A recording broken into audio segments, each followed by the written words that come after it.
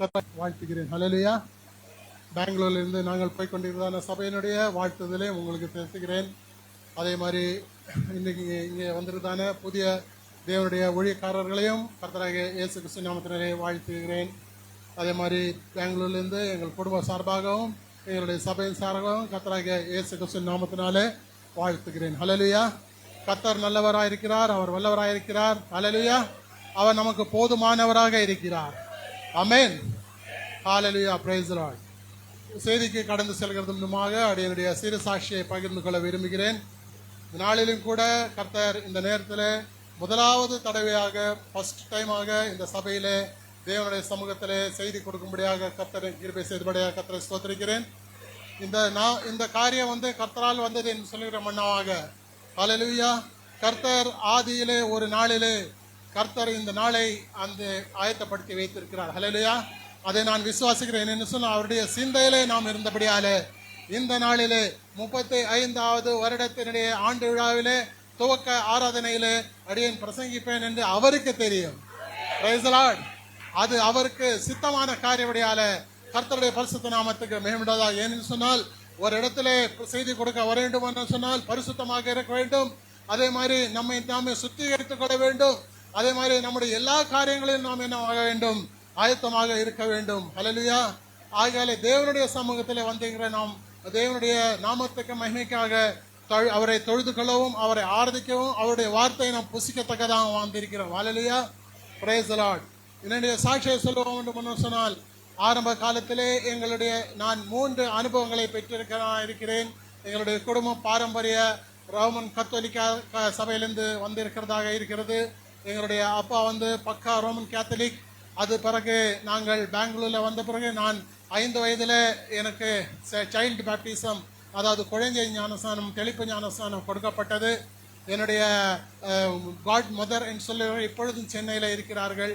அப்படி இருக்கும்பொழுது அதன் பிறகு நாங்கள் பெங்களூரில் வந்த பிறகு அங்கே நாங்கள் பெந்தேகோஸ்தே சபைக்கு டினாமினேஷன் சபைக்கு கடந்து சென்றோம். எங்களுடைய அப்பா பெரிய ஒரு ஊழியக்காரர். அவர் பெந்தேகோஸ்தே சபையிலே தம்முடைய ஊழியர்களை ஆரம்பித்து வந்தார். அதன் பிறகு என்னவாயிற்று, எங்களுடைய அப்பாவுக்கு தேவனுடைய தரிசனம் உண்டாகி இந்த பட்ட பெயர்களால் ஞானஸ்தானம் தவறான ஒரு ஞானஸ்தானம் ஆகையால அந்த தவறான ஞானஸ்தானத்தை நாம் வெளியே வர வேண்டும் சொல்லி 1991வது வருஷம் என்னுடைய அப்பாவும் என்னுடைய அம்மாவும் கேரளாவில் கடந்து சென்று ஞானஸ்தானம் எடுத்து வந்தார்கள். அதன் பிறகு பெங்களூரில் வந்த பிறகு நிதானமாக சபையில் அப்பொழுது ஒரு 55-60 பேர்கள் இருப்பார்கள். அந்த நேரத்தில் அந்த விசுவாசிகள் எல்லாருக்கும் தைரியமாக பிரசங்கம் பண்ணினார். இந்த செய்தியை அவர் கொண்டு வந்தார். அப்போஸ்தல ஞானஸ்தானம் தான் உண்மையான ஞானஸ்தானம் என்று சொல்லி அவர் போதித்தார். போதித்த பொழுது அவருடைய வார்த்தைக்கு தேவனுடைய வார்த்தைக்கு கீழ்ப்படிந்ததான ஜனங்கள் அந்த நாட்களிலே 1992வது வருடம் கர்த்தராகிய இயேசு கிறிஸ்துவின் நாமத்தினாலே 43 விசுவாசிகள் ஒரே நாளிலே ஞானஸ்தானம் பெற்றார்கள். அதை நான் நினைக்கும் பொழுது மிக கியூரியாசிட்டியாக இருக்கிறது. என்று சொன்னால் எந்த காலத்திலும் ஒரு சபையாக ஞானஸ்தானம் எடுத்ததாக நாம் கேள்விப்பட்டதில் இருக்கலாம். ஆனாலும் பெங்களூர் பட்டணத்தில் இந்த மாதிரி ஒரு ஊழியம் நடைபெற்று அந்த ஊழியத்தின் மூலமாக கர்த்தர் ஆசீர்வதித்து அந்த சபையை தேவன் கொடுத்து எங்கள் அப்பாவுக்கு பெரிய சபையை கொடுத்து அந்த சபையின் மூலமாக அந்த சபையிலிருந்து பிரிந்து போனவர்கள் எவ்வளோ பேர்கள் இருக்கிறார்கள். இப்பொழுதும் 3 சபைகள் இருக்கிறது. எங்கள் சபையிலிருந்து பிரிந்து போன 3 சபைகள் இருக்கிறது. அப்படி என் டைம் மெசேஜ் கடைசி கால செய்தி இந்த நாளுக்குரிய செய்திக்காக எங்களுடைய அப்பா கடைசி வரைக்கும் நின்றார். ஹல்லேலூயா. அதற்காக நான் கர்த்தரை ஸ்தோத்திரம் பண்ணுகிறேன். எனக்கு ஒரு சகோதரன் ஒரு சகோதரி இருக்கிறார்கள். என்னுடைய சகோதரியுடைய கணவரால் அவரும் ஊழியம் செய்கிறார். என்னுடைய தம்பி அலெக்சாண்டர் அலோஷியஸ் அவனும் கூட தேவனுடைய ஊழியம் செய்கிறான். என்னுடைய அப்பா விட்டு வந்ததான ஊழியங்களை அவர் தொடர்ந்து நடத்தி கொண்டிருக்கிறார். ஆகையால் என்ன ஒரு சந்தோஷமான விஷயம் என்று சொன்னால் நானும் என்னுடைய தம்பியும் என்னுடைய பிரதரின்லாவும் கூட 3 பேரும் செய்தியில இருக்கிறது தான் ஒரு பெரிய சந்தோஷம். வேற யாரு டினாமினேஷன்ல இல்லை. ஹல்லேலூயா. அதை குறித்து நான் நினைக்கும் பொழுது கர்த்தருக்கு நான் மகிமையை செலுத்துகிறேன். ஏன்னு சொன்ன மகிமையும் கனம் அவருக்கு ஒருவருக்கே நாம் செலுத்த வேண்டியவர்களாகிறோம். அதே மாதிரி பாஸ்டர் ஸ்டீஃபன் அவர்கள் எங்களுடைய அப்பாவுக்கு மிகுந்த க்ளோஸான ஒரு நண்பராக இருந்தார். ஹல்லேலூயா. அவர் எங்களுடைய பாஸ்டர் அவர்கள் பெங்களூர் பட்டணத்துக்கு வந்து ஒரு தடவை செய்தி கொடுத்தார். அந்த செய்தியிலே நான் சின்ன பையனாக இருந்தேன். அவர் அந்த நேரத்தில் ஒரு பாடலை பாடினார், பரந்தாமா நிரந்தரா பரிசுத்த ஸ்தலமதுவே என்கிறதான ஒரு பாடல். அது பாஸ்டருடைய ஃபேவரைட்டான பாடல் நான் நினைக்கிறேன். கடந்த வாரம் நான் யூடியூப்ல பார்த்தப்போ அந்த பாட்டு பாடினார். அது கர்த்தரை நான் சின்ன வயசாக இருக்கும்போது இந்த பாட்டு என்னுடைய மனசுலே இருக்கும். எப்படி இது அந்த காலத்துல யூடியூப் இல்லை, இந்த பாட்டை நான் எப்படியாவது எடுத்துக்கொள்ள வேண்டும் என்று சொல்லி எங்களுடைய அப்பா கிட்ட கேட்டேன். பாஸ்டர், அந்த பரந்தாமா நிரந்தரா பாட்டு பாடின பாஸ்டர் இன்னொரு வாட்டி போக முடியுங்களா அப்படின்னு கேட்டேன். ஹல்லேலூயா. ஆனால் அது இந்த நேரமாக இருக்கிறது. Praise the Lord. ஹல்லேலூயா. நான் ஆச்சரியப்பட்டேன். அதுக்கப்புறமா நான் பாஸ்டர் ஸ்டீஃபனுடைய யூடியூப்களை பார்த்து கொண்டே இருந்தேன்.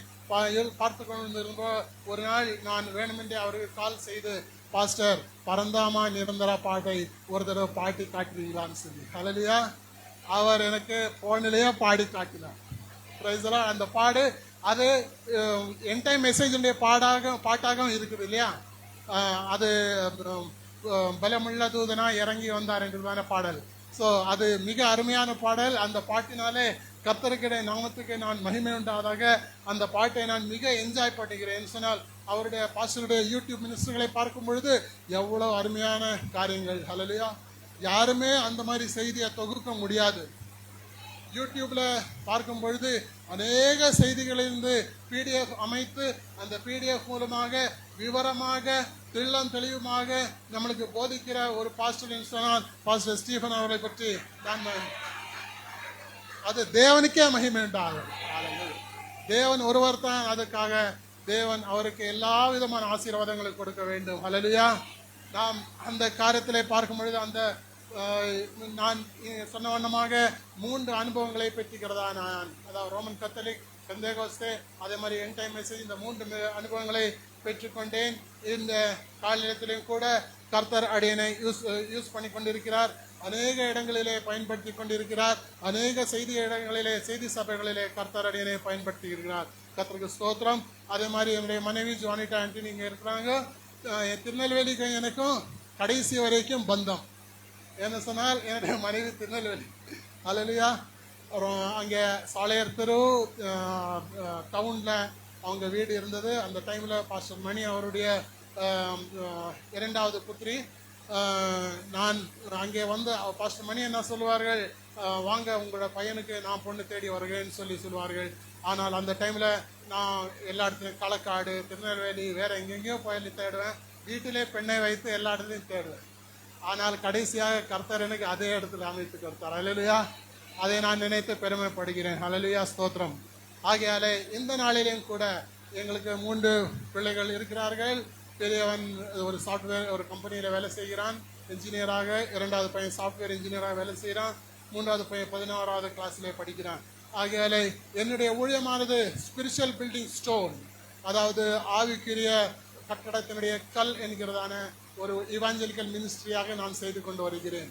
இந்த ஸ்பிரிச்சுவல் பில்டிங் ஸ்டோன் உங்களுக்கு தேவைப்பட்டால் இன்டர்நெட்டில் ஸ்பிரிச்சுவல் பில்டிங் ஸ்டோன் பிடிஎஃப் என்று அடித்தாலே போதும், உங்களுக்கு எல்லா ஸ்பிரிச்சுவல் பில்டிங் ஸ்டோன் கிடைக்கும். அந்த காலத்தில் அந்த செய்தியானது ஜெர்மன்லேருந்து தொகுத்து அந்த கலர் பேப்பராக அநேகர்களுக்கு அது அனுப்புவார். அந்த டைமில் அந்த செய்திகளை நான் எடுத்து அது செய்திக்கு ஆதாரமாக அநேக காரியங்களை அதிலிருந்து எடுத்துக்கொள்வேன். ஆகையால கர்த்தர் அடியனை ஆசீர்வதிக்கிறார்.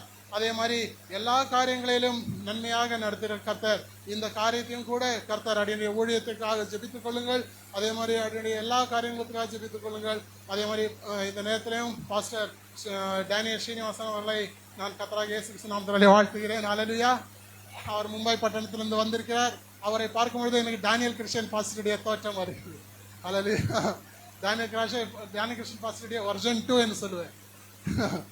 ஸ்தோத்திரம். ஹல்லேலூயா. ஆகையாலே அவரை பார்க்கிறது கர்த்தருடைய கிருபை சந்தோஷமா இருக்கிறது. ஹல்லேலூயா, ஸ்தோத்திரம்.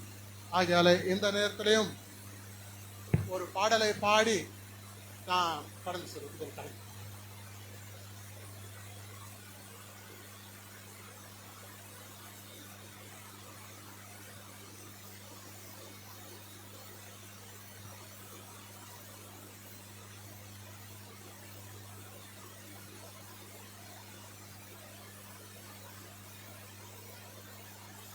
கர்த்தரை துதியுங்கள், அவர் நல்லவர், அவர் கிருபை. தேவாதி தேவனை துதியுங்கள், அவர் நல்லவர். கர்த்தாதி கர்த்தரை துதியுங்கள், அவர் நல்லவர். ஒருவராய் பெரிய அதிசயங்களை செய்கிறவரை துதியுங்கள். ஒருவராய், ஹல்லேலூயா, மூவராய் அல்ல, ஒருவராய் பெரிய அதிசயங்களை செய்கிறவரை துதியுங்கள். அதிசயங்களை செய்கிறவர் நம் மத்தியிலே இருக்கிறார் என்கிறதான ஹல்லேலூயா. இந்த நேரத்திலும் கூட அந்த பாடலை பாடிவிட்டு நாம் செய்திக்கு கடந்து செல்வோம்.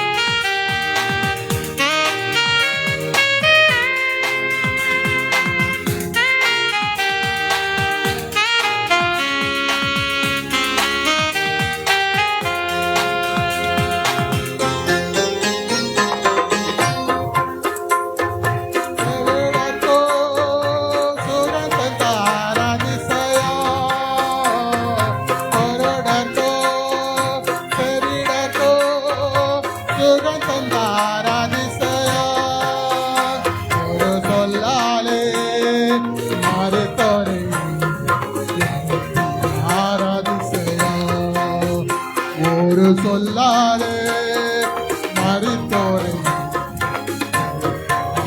அதிசயம் செயங்கள் செய்கிறவனா அருகில் இருக்கிறார்.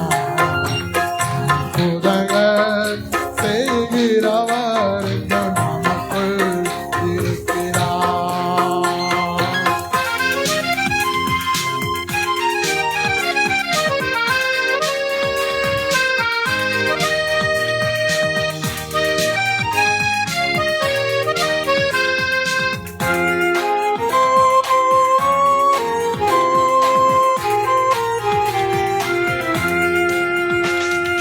பாவியான என்னையோ உயர்த்தினார் அதிசயம்.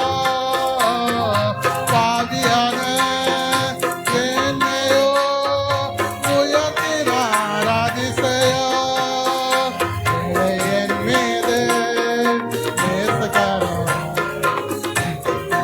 ஆராதிசயம். என் மீது நேசக்காரன்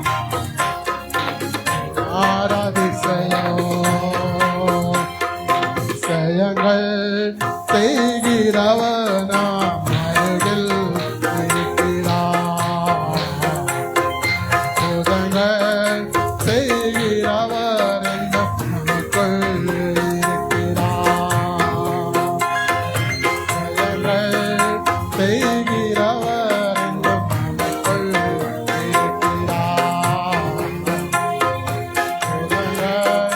செய்கிறவர் நமக்குள் இருக்கிறார். ஹல்லேலூயா. Praise the Lord. அவர் அதிசயங்களை செய்கிற தேவனாக இருக்கிறார்.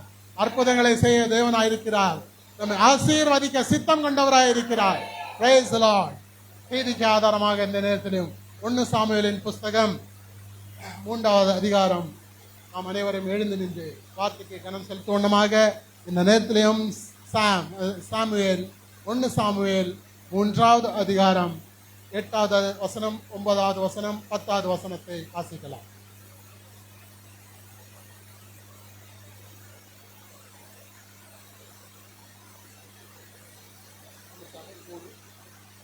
ஒன்று சாமுவேல் 3வது அதிகாரம் 8, 9, 10. கர்த்தர் மறுபடியும் 3ஆம் விசை சாமுவேலே என்று கூப்பிட்டார். அவன் எழுந்திருந்து ஏலியின் இடத்தில் போய், இதோ இருக்கிறேன், என்னை கூப்பிட்டீரே என்றான்.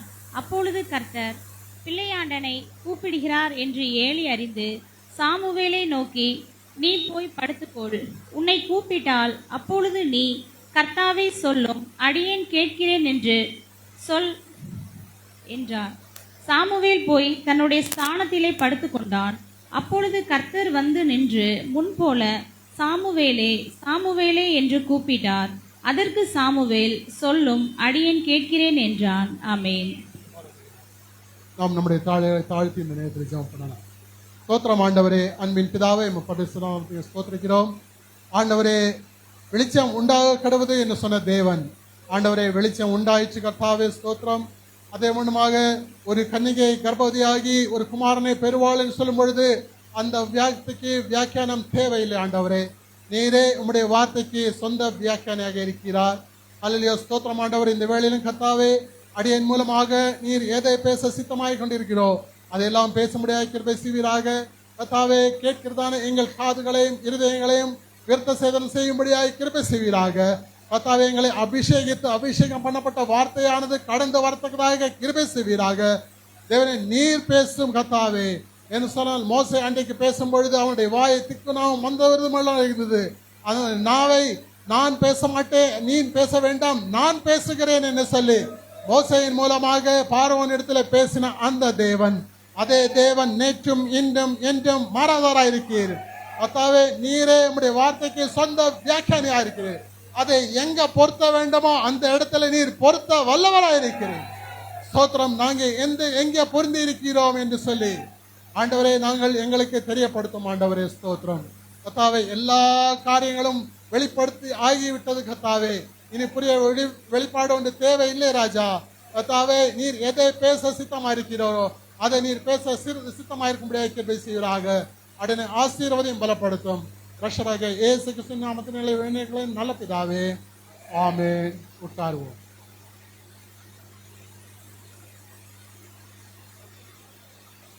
கர்த்தருடைய நாமத்துக்கு மகிமையுண்டாவதாக.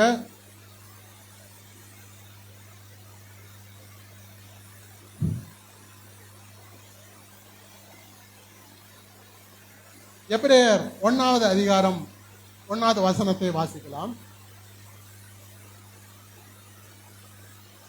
பூர்வ காலங்களில் பங்கு பங்காகவும் வகை வகையாகவும் தீர்க்கதரிசிகளின் மூலமாய் பிதாக்களுக்கு திருவுளம் பற்றின தேவன் இந்த கடைசி நாட்களில் போதும் ஹல்லேலூயா. பூர்வ காலங்களில் பங்கு பங்காகவும் வகை வகையாகவும் தேவன் என்ன பண்ணுகிறார்? தம்முடைய தீர்க்கதரிசிகளின் மூலமாக திருவுளம் பற்றி வருகிறார். ஹல்லேலூயா. இந்த காலத்திலும் கூட அவருடைய தீர்க்கதரிசியின் மூலமாக நமக்கு வார்த்தைகளை கொடுத்து கொண்டே வருகிறார்.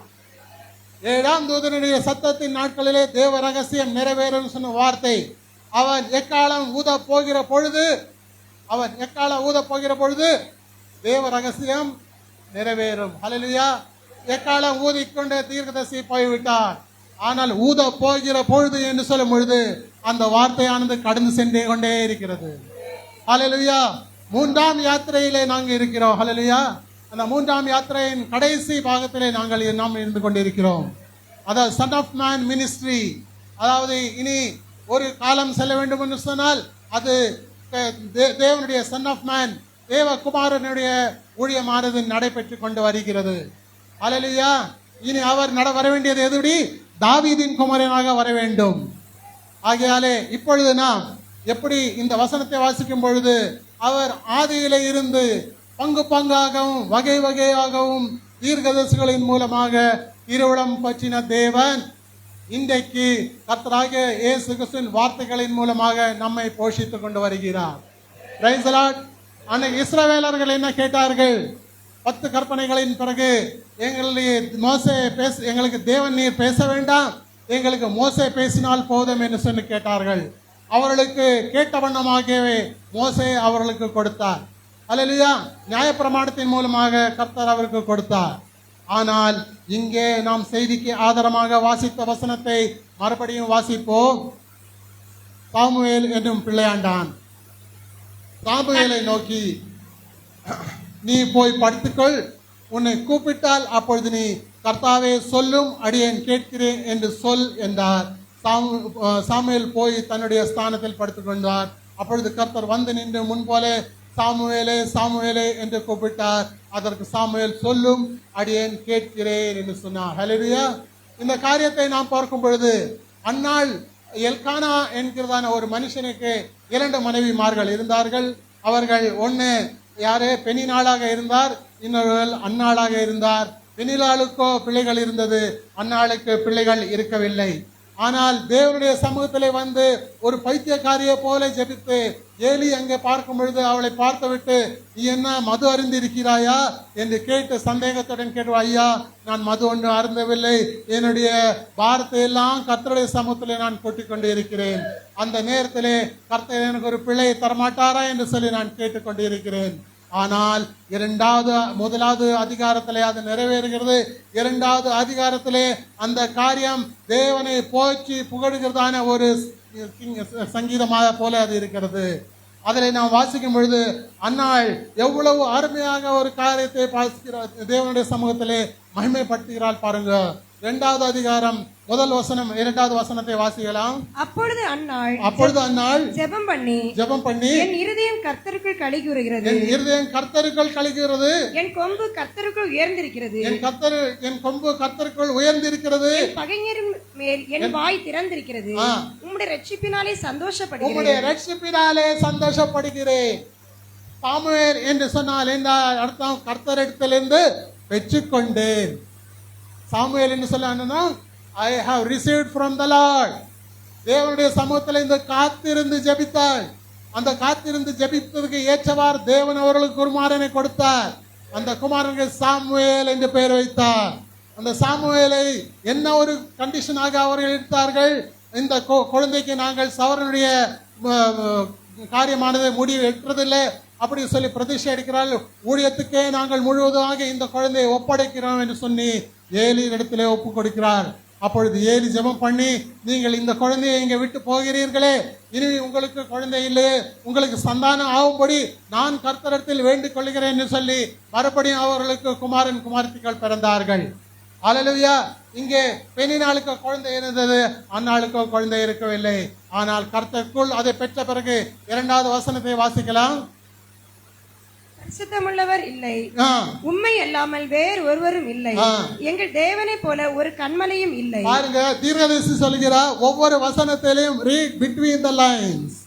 அதாவது வார்த்தைக்கு உள்ளாக கடந்து செல்ல வேண்டும். வார்த்தைக்கு ஒரு வார்த்தையும் ஒரு பதமும் விடாமல் நாம் வாசிக்க வேண்டும்.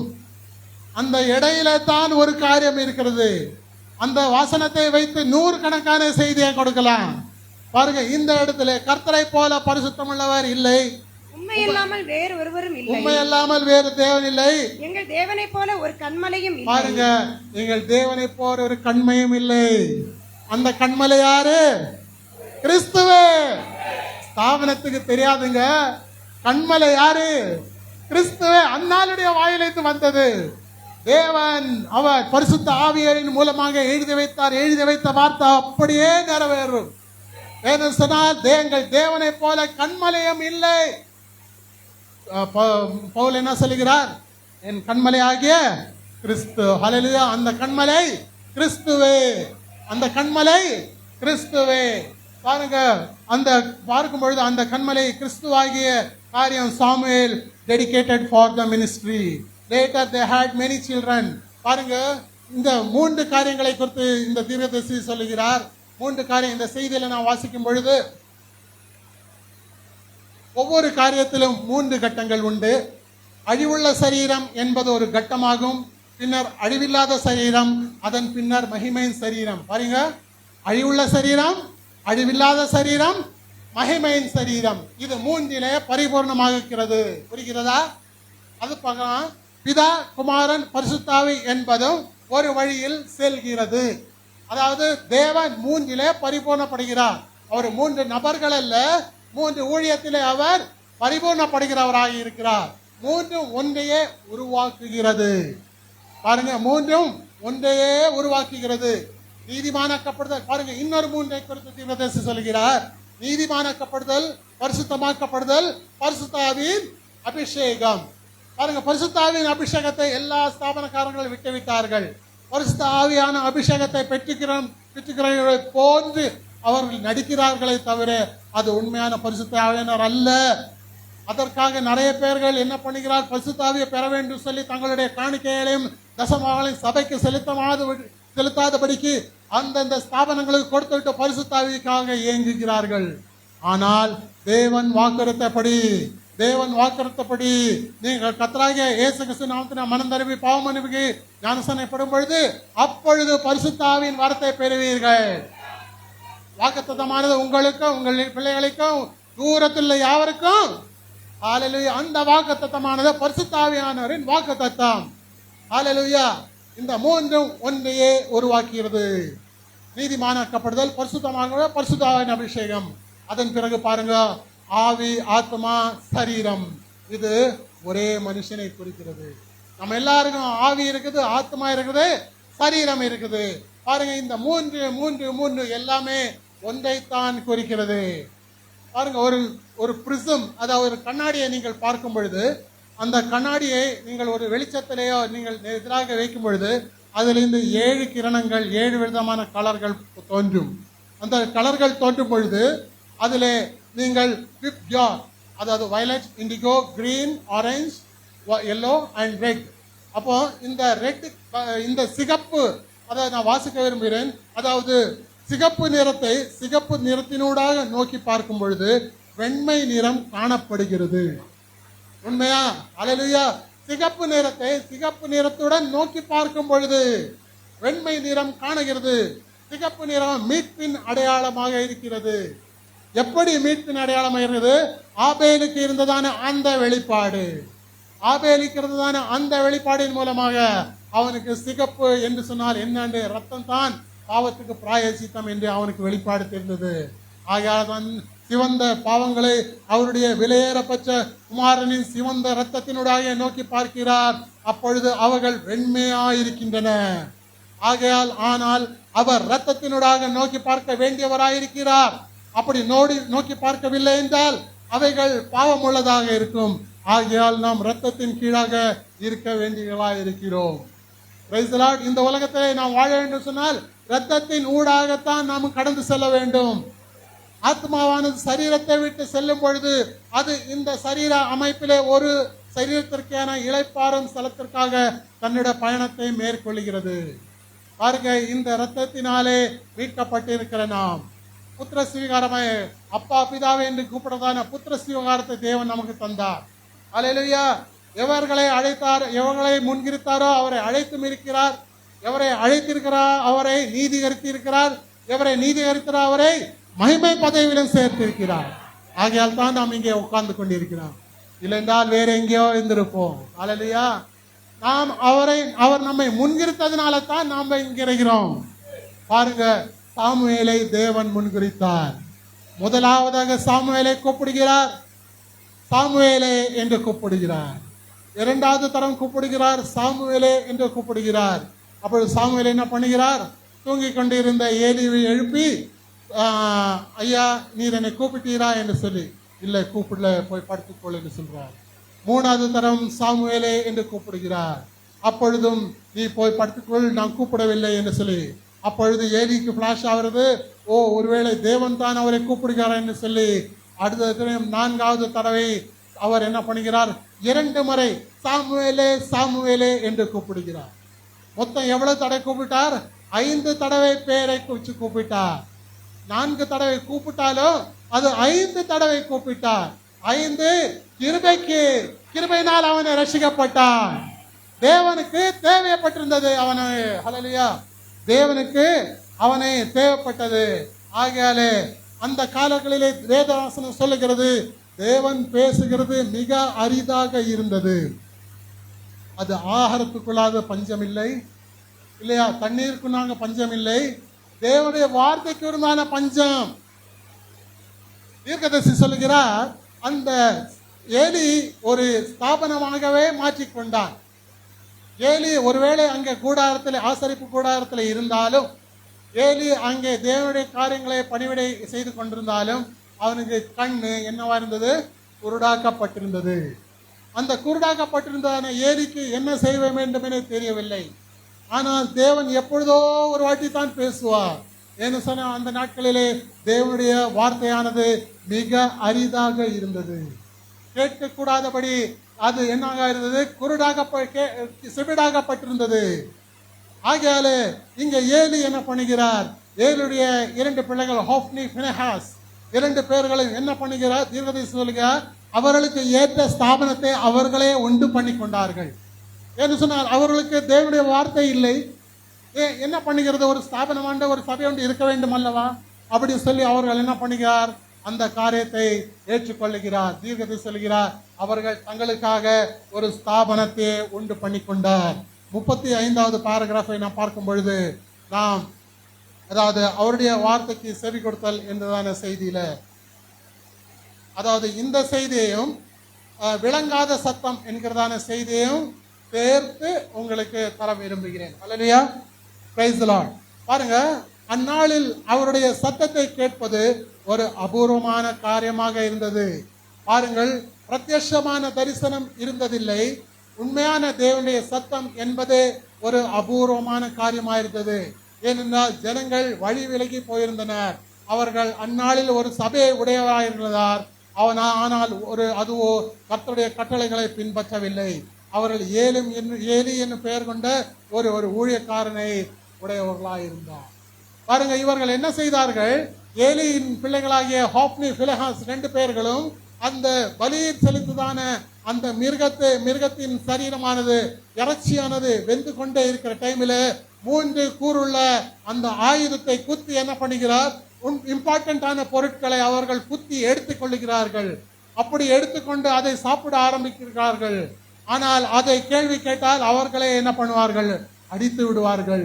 அப்பாற்பட்டதான ஒரு மகத்தான ஒரு அவலட்சமான ஒரு காரியமானது இருந்தது. பாருங்கள், அவர்களுக்காகவே ஒரு ஸ்தாபனத்தை உண்டு பண்ணி, வேத வசனம் என்ன சொல்லுகிறது என்று சொன்னால், அவர்கள் குடாரத்தின் வெளியே இருந்துதான பெண்களை எல்லாம் சயனித்தார்கள் என்று பார்க்கிறோம். அது ஆவிக்குரிய விதமாக பார்க்கும் பொழுது அவர் இந்த சபையுடனும் தொடர்பு கொண்டிருந்தார்.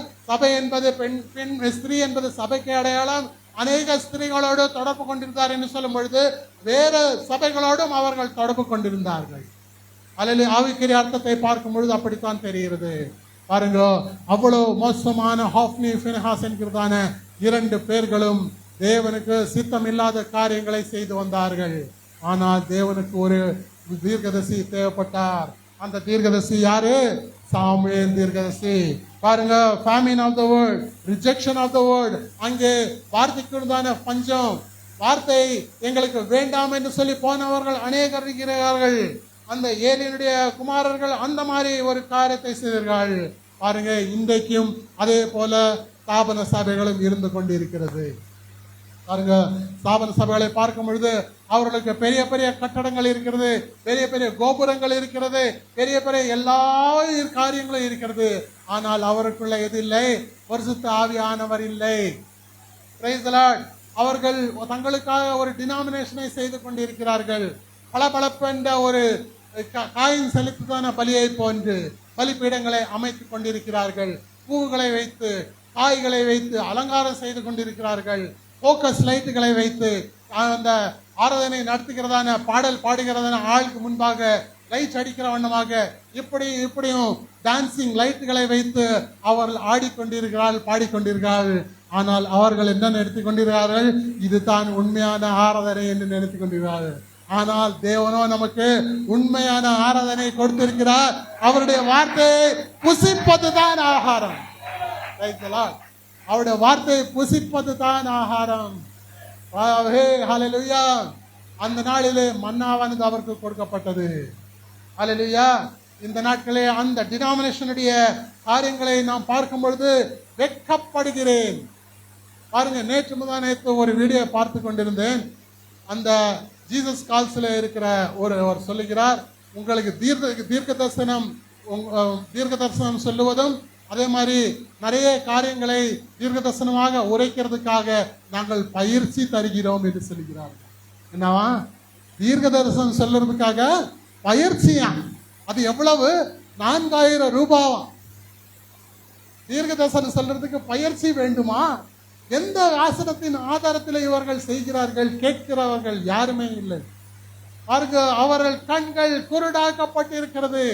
அவள் ஐஸ்வர்யமுள் நான் என்னிடத்தில் எல்லாம் உண்டு என்று சொல்லி அவள் சொன்னாலும் உன்னிடத்தில் ஒரு குறை உண்டு. ஹல்லேலூயா. அந்த குறைத்தான் அவர்கள் அனலும் இல்லாமல் குளிரும் இல்லாமல் வெதுவெதுப்பான ஸ்திதியில இருக்கிறார்கள். அவர்கள் பாடலாம், ஆடலாம், குதிக்கலாம், என்ன வேண்டாலும் செய்யலாம். ஆனால் உண்மையான ஆவி அங்கே இல்லை. பாருங்க, தீர்க்க தரிசனம் உரைக்கிறதுக்கு ட்ரைனிங்கா? அது நீங்கள் 4000 ஒரே தவணையாக செலுத்த வேண்டியதில்லை. 1000 கொடுக்கலாம், 2000 கொடுக்கலாம், தவணை முறைகளிலே நீங்கள் கொடுக்கலாம் என்று சொல்லுகிறார்கள். பாருங்க, எந்த ஒரு அவலட்சணமாக சபைகள் கேலி கூத்தாக நீங்கள் யூடியூபை திறந்து பார்க்கும் பொழுது அநேக விதமாக அந்த ட்ரோல் பண்ணுகிறார்கள். ட்ரோலுக்கு ஆளாகி கொண்டிருக்கிறார்கள் இப்பொழுது இருக்கிற சோகால் பாஸ்டர்ஸ். அல்லேலூயா. எவ்வளவு மோசமான நிலையில போய்கொண்டு தெரியுமா கிறிஸ்தவம்? ஆனால் உண்மையான வார்த்தை அவர்கள் தேவையில்லை. ஹாஃப்னி ஃபினஹாஸ் போல அவர்கள் என்ன பண்ணுகிறார்கள்? தங்களுக்கு தங்களே ஒரு உபதேசத்தை தெரிந்து கொண்டு, தங்களுக்கு தங்களே அந்த காரியங்களை தெரிந்து கொண்டு அவர்கள் நடந்து கொண்டிருக்கிறார்கள். ஆனால் இங்கேயோ தேவனுக்கு அவருடைய நேரம் வந்த பொழுது சாமுவேல் என்கிறதான பிள்ளையாண்டன் தேவைப்பட்டார். அந்த பிள்ளையாண்டனை தீர்க்கதரிசியாக தேவன் எழுப்பினார். அல்லேலூயா. இந்த காரியங்களை 56வது பாராகிராஃபை நான் வாசிக்க விரும்புகிறேன். அது இன்றைக்கும் அவ்வாறே உள்ளது. நாம் சபைக்கு செல்கிறோம் மற்றும் நாம் ஜனங்கள் செல்கிறதையும் துரிதமாக செயல்பட்டு நாங்கள் இந்த வருடம் அதிக அங்கத்தினர்களை கொண்டு எங்களுடைய ஸ்தாபனத்தை உருவாக்க விரும்புகிறோம். மற்ற சபையிலிருந்து உங்களுடைய கடிதங்களை கொண்டு வந்து எங்களோடு சேர்த்து கொள்ளுங்கள். பாருங்க, நேற்று முந்தானத்து தான் ஒரு ஸ்தாபனத்துக்கு அடியன் என்ன பண்ண, ஒரு மெம்பர்ஷிப் புக்லெட் பண்ணி கொடுத்தேன். அவர் கேட்டாரு, ஐயா நாங்கள் வந்து திருத்துவத்தை விசுவாசிக்கிறவர்கள், நீங்கள் வந்து கர்த்தராகிய இயேசு கிறிஸ்து நாமத்தில் ஞானஸ்நானம் கொடுக்கிறவர்கள், எங்களுடைய பிஸ்னஸை நாங்கள் வேலை கொடுத்தாக்க நீங்கள் பிரிண்ட் பண்ணுவீங்களா? நான் சொன்னேன், ஐயா ஒரு பிஸ்னஸ் பார்ட் தான் நான் பண்ணுவேன், பரவாயில்ல அப்படின்னு சொல்லி நான் அதை வாங்கி பிரிண்ட் பண்ணி கொடுத்தேன் என்று சொல்ல, அவருடைய சபையில் அது ஒரு விளையாட்டு பொருளாக மெம்பர்ஷிப் டிரைவ் என்று சொல்லி, அதாவது இந்த மாசத்துல இவ்வளவு மெம்பர்ஷிப் சேர்ந்தால் நீங்க கத்தோலிக்க சபையில பார்க்கும் பொழுது மெம்பர்ஷிப் கார்டு, குடும்ப அட்டையானது அவர்களுக்கு கொடுக்கப்படும். ஒவ்வொரு குடும்பத்துக்கும் ஒவ்வொரு குடும்ப அட்டைகள் இருக்கும். அந்த குடும்ப அட்டைகள் ஒரு ரேஷன் கார்டு மாதிரி அவர்களுக்கு எல்லாவற்றிற்கும் என்ன பண்ணுகிறார்கள், ரேஷன் கார்டை போல அதை யூஸ் பண்ணுகிறார்கள். ஆனால் அவர்களுக்கு ஏற்றதான அந்த காரியத்தை தெரிந்து கொண்டார்கள். அவளை குறித்து நாம் பிரசங்கிக்க வேண்டிய அவசியம் இல்லை. அல்லேலூயா. நம்முடைய ஆவிக்குரிய காரியத்தை தான் நாம் மிகுந்த ஜாக்கிரதைகளாக பார்த்து கொள்ள வேண்டும். பாருங்க, என்பது போன்ற கவர்ச்சி வசனங்கள் பாருங்க. கவர்ச்சி தமிழ்நாட்டில் ரீசெண்டாக ஒரு கவர்ச்சியின் காரியமே நடந்து விட்டது. ஒரு கவர்ச்சி என்னது விசில். அந்த விசிலான கவர்ச்சி எல்லாரையும் கவர்ந்து விட்டது. அது ஒரு அன்சர்டைன் சவுண்ட். தீர்க்கதரிசி சொல்கிறார், அது ஒரு விளங்காத சத்தம் என்று சொல்லி தீர்க்கதரிசி சொல்லும் பொழுது அவர் சொல்லுகிறார், ஒரு சபையிலே ஒரு ஊழியக்காரரோ யாராவது அந்நிய பாஷை பேசுவார்கள் என்று சொன்னால், அந்த அந்நிய பாஷையை பேசும் பொழுது அதற்கு வியாக்கியானி இருந்தாக வேண்டும். அந்த வியாக்கியானி இருந்தாலே ஒழிய அந்நிய பாஷை பேசக்கூடாது. என்ன பண்ண வேண்டும், அவர்கள் தங்கள் வீட்டிலே தேவனோடு கூட அவர்கள் பக்தி விருத்திக்காக பேச வேண்டும். ஒருவேளை நீங்கள் சபையிலே அந்நிய பாஷையில பேசி அங்க வியாக்கியானம் பண்ணுகிறவர்கள் இல்லை என்றால், வெளியே நின்று பார்க்கிறவர்கள் அவர்களுக்கு அது விளங்காத சத்தமாக இருக்கிறது. அப்சல்யூட் என்கிறதான செய்தியை முற்றிலுமானவர் செய்தியில தீர்க்கதரிசி சொல்கிறார். அந்த ஒருவேளை ஒருவர் இந்த டங்ஸ், அதாவது அந்நிய பாஷையை பேசிக் கொண்டிருக்கும் பொழுது அந்த அந்நிய பாஷையை ஒருவர் சரியாக வியாக்கியானம் செய்தால் அதுவே அந்த நாளுக்குரிய தீர்க்க தரிசனமாக இருக்கிறது என்றார். அல்லேலூயா. ஒருவேளை அந்த சகோதரன் சரியாக அதை மொழிபெயர்த்தாரானால், வியாக்கியானம் செய்தாரானால், அது அந்த காலத்துக்குரிய வார்த்தையாக இருக்கிறது, சபைக்கு அது தீர்க்க தரிசனமாகவே இருக்கிறது என்று அப்சல்யூட் செய்தியில எடுத்து பாருங்க. அல்லேலூயா. அதாவது முற்றிலுமானவர் என்ற செய்தியில சொல்றார். அதே மாதிரி அன்சர்டன் சவுண்ட்ல சொல்றாரு, நீங்கள் அந்நிய பாஷை சபையில பேசி எந்த ஒரு பிரயோஜனமும் இல்லை. நீங்கள் தேவையில்லாம அந்நிய பாஷை பேச வேண்டிய அவசியம் இல்லை. ஆனால் இன்னைக்கு யூடியூப் திறந்து பார்க்கும் பொழுது வேடிக்கையாக இருக்கிறது. எவ்வளவு அந்நிய பாஷைகள் தேவையில்லாதவர்கள் பேசிக் கொண்டிருக்கிறார்கள், அவலட்சமான காரியங்களை பேசிக் கொண்டிருக்கிறார்கள். ஆனால் தேவனுடைய பிள்ளைகள் ஒவ்வொரு வார்த்தையும் தெரிந்து கொண்டிருப்பான். ஹல்லேலூயா. வார்த்தையிலே பொருத்தப்பட்டு இருப்பான். தேவனுடைய ஊழியக்காரர் என்ன பண்ண வேண்டும், அந்த ஊழியக்காரனை நன்றாக அறிந்திருக்க வேண்டும். அந்த டிசைனிங் ஸ்பிரிட், அதாவது பகுத்தறிவின் ஆவி நம்முடைய சபையினுடைய போதருக்கு கொடுக்கப்பட்டிருக்கும். அந்த பகுத்தறிவின் ஆவி இல்லாவிட்டால் ஒரு போதகர் சபையை சரியா நடத்த முடியாது. Price the Lord. ஆகையால இந்த அன்சர்டைன் சவுண்ட், அதாவது விளங்காத சத்தமாக தமிழ்நாட்டை மாற்றி போட்டதான அந்த காரியம் இன்றைக்கும் சபைகளிலே விளங்காத சத்தமாகவே இருந்து கொண்டிருக்கிறது. ஆனால் தேவன் நமக்கு விளங்குகிற சத்தம் கொடுத்து இருக்கிறார். மணவாட்டிக்கு தெரியும் மணவாட்டி எங்கே இருக்கிறாள் சொல்லு, மணவாட்டி எங்கே போகிறாள் தேவனுக்கு தெரியும், மணவாட்டிக்கு தெரியும். மணவாட்டி தேவன் அவருடைய வார்த்தைக்கு சொந்த வியாக்கியானியா இருக்கிறார். பாருங்க, பாராகிராஃப் 57 வாசிக்கும் பொழுது இந்நாட்களை குறித்து தீர்க்கதரிசி கூறும் பொழுது அவர்கள் தேவன உபதேசத்திலே போதியாமல் மனுஷனுடைய உபதேசத்தையே போதிப்பார்கள். இங்க பாருங்க, ரோமன் கத்தோலிக்க சபையிலிருந்து இந்த காலத்தினுடைய பெந்தேகோஸ்தே அசம்பிளி ஆஃப் காட் சபை இருக்கிற வரைக்கும் அவர்களுக்கு சொந்தமான பிரேயர் புக்குகள், பிரேயர் அட்டைகள் இருக்கிறது. அந்தோனியார் ஒரு ஜெபம், சூசியப்பருக்கு ஒரு ஜெபம், அவருக்கு ஒரு ஜெபம், இவருக்கு ஒரு ஜெபம் என்று சொல்லி ஒவ்வொருவருக்கும் ஒரு ஜெபம் இருக்கிறது. தொலைந்து போன காரியங்கள் உங்களுக்கு தேவையானால் யார்கிட்ட ஜெபம் பண்ண வேண்டும், அந்தோனியார்கிட்ட ஜெபம் பண்ண வேண்டுமா? பாருங்க எவ்வளவு வேடிக்கையான ஒரு காரியங்கள். தேவனுடைய மகிமையை வேற ஒருவனுக்கு கொடேன். தேவன் எரிச்சலுள்ள தேவனாயிருக்கிறார். அவர் பட்சிக்கிற அக்கினியாயிருக்கிறார். அந்த தேவன் காரணம் கொண்டும் அவருடைய மகிமை வேற ஒருவனுக்கு கொடுக்க மாட்டார். இதை ஸ்தாபனங்கள் அறிந்தார் எவ்வளவோ நலமாயிருக்கும். அல்லேலூயா. ஆனால் இந்த காலத்திலேயோ அது இல்லை. பாருங்க 6வது பாராகிராஃப்ல வாசிக்கும். இன்னைக்கு யாரோ ஒரு வந்து கர்த்தர் இருக்கிறதா என்று கூறும் பொழுது கர்த்தருடைய வார்த்தை ஒரு அபூர்வமான காரியமா இருக்குது. இப்பொழுது நாம் அதை குறித்து போலியாக பாவனை செய்யும் அநேகரை போட்டிருக்கிறோம். பாருங்க, கர்த்தர் எங்களிடத்தில் பேசுகிறார், கர்த்தர் எங்களிடம் பேசுகிறார் என்று சொல்லி நான் வானத்தில் எடுத்துக்கொள்ளப்பட்டேன். அங்கே வெள்ளை தாடி போட்டு ஒருத்தர் உட்கார்ந்திருந்தார். அவர் எதிரிலே ஒருவர் சின்ன தாடியை உட்கார்ந்திருந்தார். நான் பார்த்து விட்டு அதிசயமானேன், பிதாவும் குமாரனும் அங்கே இருக்கிறார். என்ன தாடி போட்டு ஒருத்தர் வருவார் இல்லையா, அவர் சொல்றார். பாருங்க, இதெல்லாம் பார்க்கும் பொழுது மீட்பின் நாளின் சமீபமாயிருக்கிறது. நீங்கள் எடுத்துக்கொள்ளப்பட வேண்டிய நாட்கள் நெருங்கிவிட்டது. உங்களை அறையை சரியாக கட்டிக்கொண்டு ஆயத்தமாயிருங்கள் என்று சொல்லி நாம் வாசிக்கிறோம். நாம் கர்த்தருக்கு காத்திருக்க வேண்டும்.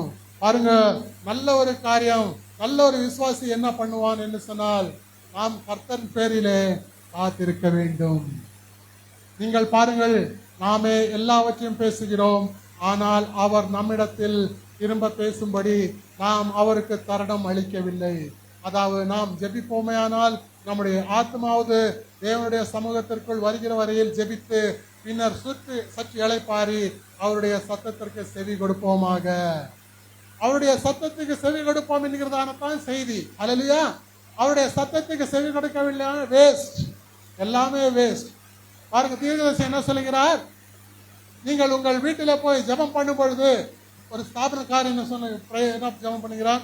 கர்த்தாவே, நான் வெளியே போகிறேன், போகும்போதும் வரும்போதும் பிரச்சனை இருக்கட்டும், என்னுடைய பிள்ளை ஆசீர்வதியும், என்னுடைய குமாரனை ஆசீர்வதியும், குமார்த்தை ஆசீர்வதியும். ஒரு கேலண்டரில் வசனம் வாசித்து போயிடுவார்கள். அதே மாதிரி சாயங்காலம் வந்த உடனே என்ன பண்ணுவார்? இன்னைக்கு எங்களை பாதுகாத்தபடியால் கர்த்தரை ஸ்தோத்திரிக்கிறேன் என்று சொல்லி ஜெபிக்குவார்கள். ஆனால் தூங்க நேரத்தில் என்ன சொல்றார்கள்? நான் உம்முடைய நல்ல நித்திரை தாரு, நல்ல சொப்பனை தாரு. இதுதான் ஸ்தாபனக்காரர்களுடைய ஜெபம். உண்மையான காத்திருப்பு அதில் இல்லை. பாருங்க, தீர்வு சொல்லுகிறார், இயேசு கண்ணீர் விட்டார் என்றுதான் அவர்கள் சொல்லுவார்கள். வேற ஒன்று அவர்களுக்கு சொல்ல தெரியவில்லை. பாருங்கள், அவர்கள் எல்லாம் அந்த மாதிரி தான்.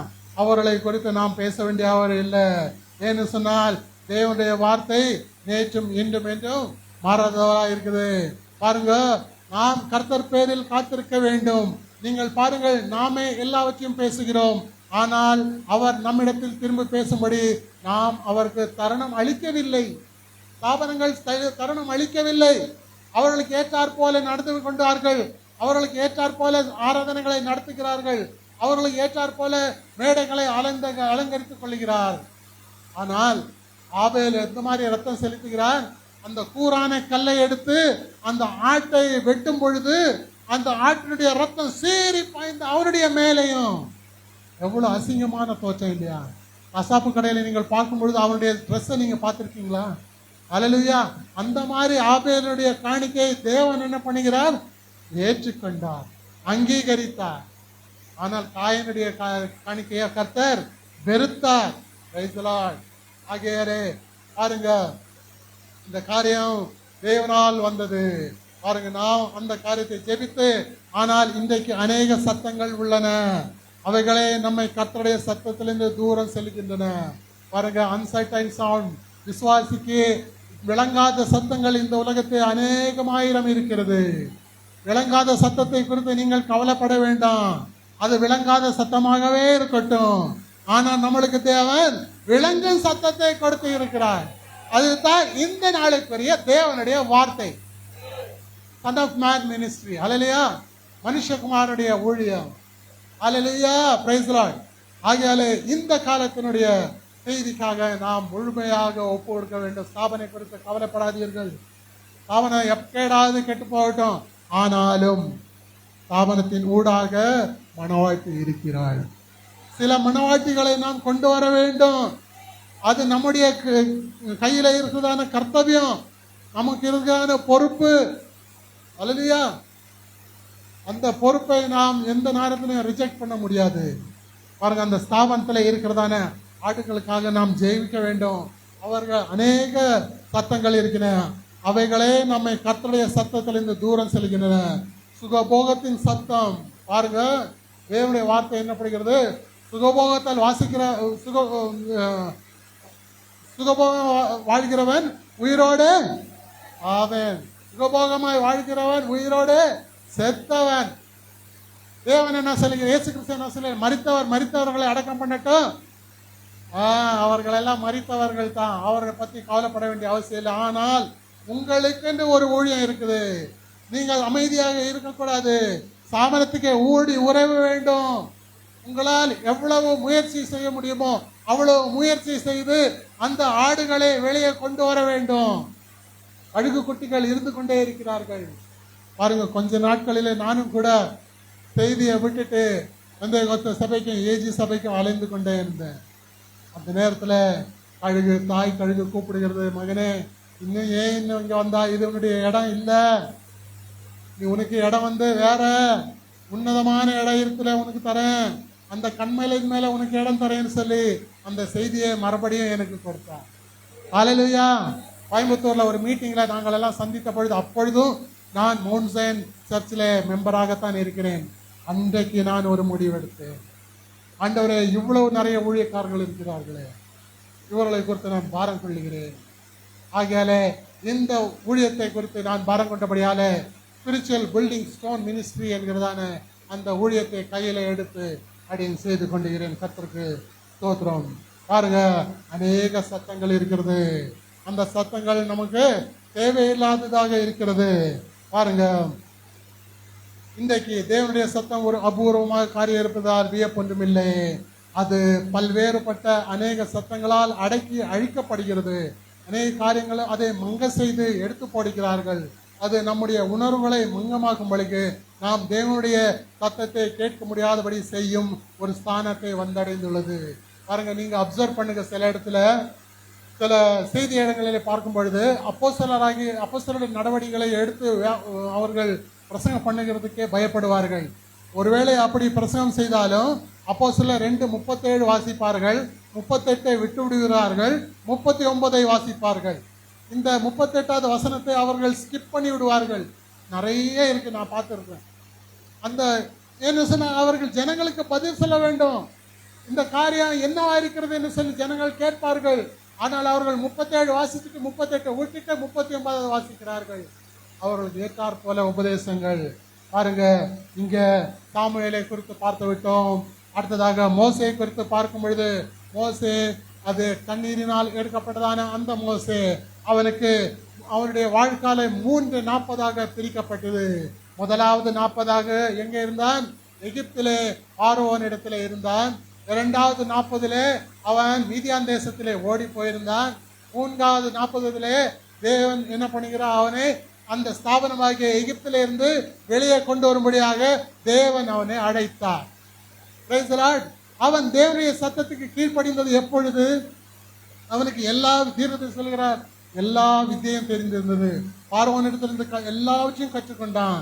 எல்லா காரியங்களும் அவன் கற்றுக்கொண்ட பிறகு தேவன் அவனை ட்ரைனிங் கொடுத்து கொண்டே இருக்கிறார். ஆனால் ஒரு நாள் வந்தது. அந்த நாளிலே அவனுக்கு இருந்த பவரை கொண்டு என்ன பண்ணுகிறான்? ஒரு எபிரேயனும் ஒரு எகிப்தியனும் சண்டை போட்டு கொண்டிருக்கும் பொழுது அந்த எகிப்தியனுடைய ரத்தம் இவன்கிட்ட இருந்ததுனால அவனுக்கு கோபம் வந்துட்டு என்ன பண்ணுகிறான்? அந்த எகிப்தியனை அங்கே அடித்து கொண்டு போடுகிறான். ஆனால் மீதியான் தேசத்துக்கு அதை பயந்து ஓடி ஒருவன் பார்த்து சொல்கிறான், எகிப்தியனை கொண்டு விட்டது பாரு, என்னையும் கொண்டு விட மனதா இருக்கிறையோ என்று கேட்கிறான்.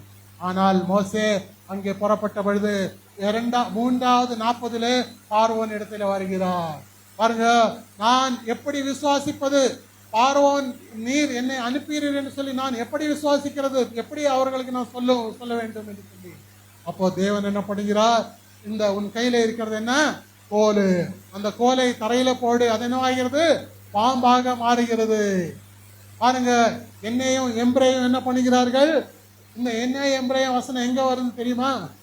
திமோத்தேயில வருகிறது. என்ன சொன்னால், பவுல் மிக பெரிய மேதை, எல்லா பழைய நியமத்தில எல்லாம் நல்லா கரித்து குடித்தவர். ஆக இந்த எண்ணெய் என்பரை மூலமாக அந்த காரியங்கள் இமிட்டேட் பண்ணப்பட்டது. 3-4 காரியங்களைத்தான் அவர்கள் இமிட்டேட் பண்ணார்களே தவிர அதுக்கு மேலே அவர்கள் இமிட்டேட் பண்ண முடியவில்லை. பாருங்க, தேவன் அந்த மோசேக்கு ஒரு அடையாளத்தை கொடுத்தார். அதாவது நீ என்ன பண்ணு, இந்த கோலை போடு, அது திரும்பி அதை எடுக்கும் பொழுது அது கோலாக மாறும். உன்னுடைய கையை என்ன பண்ணு, தொடையின் கீழே வை, அது என்ன ஆகிறது, வெண்குஷ்டமாக மாறுகிறது. திருப்பி தொடையில வைத்து எழு, அது என்ன ஆகிறது, மறுபடியும் அந்த தோலை மறுபடியும் வருகிறது. இந்த அது சொன்ன பிறகு தேவன் அவனுக்கு என்ன பண்ணுகிறார், ஒரு காரியத்தை முற்செடியின் மூலமாக அழைக்கிறார்.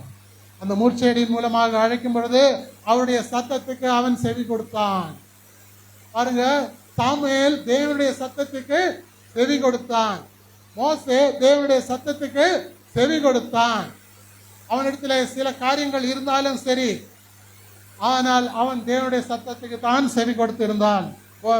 மோசே என்கவுண்டர் வித் காட், 92வது பாராகிராஃப்ல வாசிக்கும் பொழுது,